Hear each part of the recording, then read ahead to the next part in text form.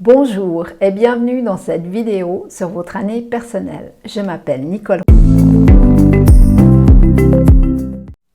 Vous êtes en année personnelle 7. C'est une année haut, une année de voyage à l'intérieur de soi.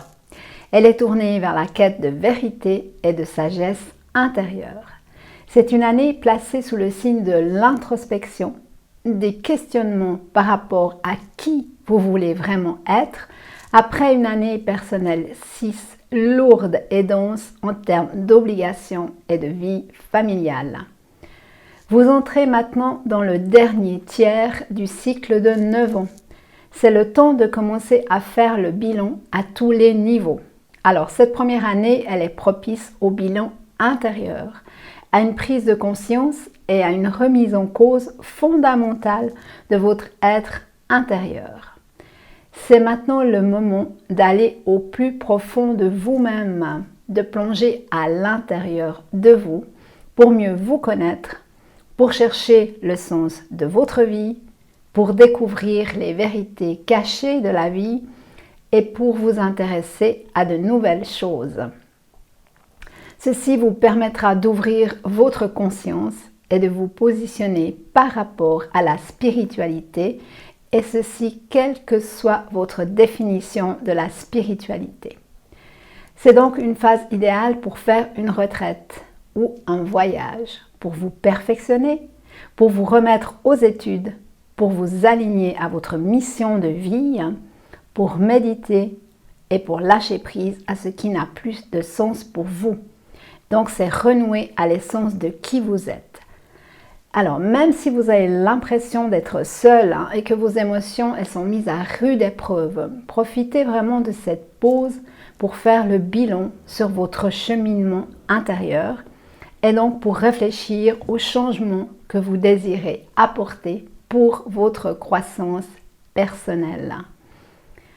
C'est une période qui vous demande d'avoir la foi, de faire confiance, d'avoir vraiment cette foi en l'univers, en la vie, en Dieu, en fait en ce que vous croyez. Et vraiment de trouver l'équilibre entre votre intuition et votre mental qui a tendance à tout analyser. Alors vous pouvez envisager d'écrire, de transmettre vos connaissances, de vous concentrer sur votre développement personnel et de vous remettre en question pour trouver votre vérité personnelle. Contemplation, spécialisation, prudence, révélation sont les maîtres mots de cette année qui vous permettront de bénéficier de tout le potentiel de votre année personnelle 7. Alors si vous ressentez de la frustration et de l'énervement face aux retards et aux imprévus qui vont survenir cette année, surtout ne forcez rien. Réfléchissez aux 6 dernières années écoulées pour comprendre le sens des expériences vécues.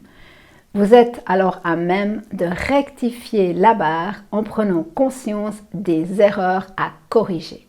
N'entreprenez rien de concret cette année. Planifiez simplement un nouveau plan pour l'année prochaine et recentrez-vous sur vos valeurs et sur vos priorités pour favoriser votre réalisation personnelle. Cette année, elle est placée sous le signe de la réflexion et du perfectionnement de votre être intérieur. Donc prenez du recul par rapport aux événements. Observez et acceptez avec philosophie de ralentir le rythme. Prenez conscience que tous les événements qui arrivent sont là pour vous aider à trouver les solutions en vous et pour vous permettre de grandir.